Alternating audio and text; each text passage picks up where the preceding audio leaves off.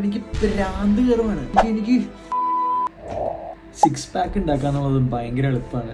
Diet എടുക്കാന്നുള്ളതും ഭയങ്കര എളുപ്പമാണ്. Just നമ്മളൊന്ന് ഫുഡ് കൺട്രോൾ ചെയ്താൽ മതി, കാലറി കുറവ് കഴിച്ചാൽ മതി. എന്ത് എളുപ്പമുള്ള കാര്യമാണ്. ഇങ്ങനെയല്ലേ നിങ്ങൾ വിചാരിക്കണേ?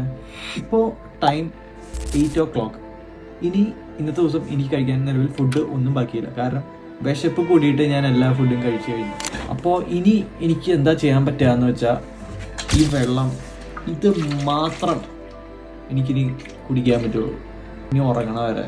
നിലവിൽ എനിക്ക് ഭ്രാന്ത് കയറുവാണ്. എനിക്ക് ഡയറ്റ് എടുക്കുന്നത് എളുപ്പമാണെന്ന് നിങ്ങൾക്ക് തോന്നുന്നുണ്ടെങ്കിൽ അത് നിങ്ങളുടെ വെറുമെടുത്ത് തോന്നലാണ്. സോ എനിക്ക് പറയാനുള്ള കാര്യം എന്ന് പറഞ്ഞാൽ, ഒരു കട്ടിലായിരിക്കുന്ന ഒരാൾ അവരുടെ പ്രൈം ഫിസിക്കലി നിന്ന് അവർ കുറച്ചും സ്ലിം ആയിട്ടായിരിക്കും ഇരിക്കണേ.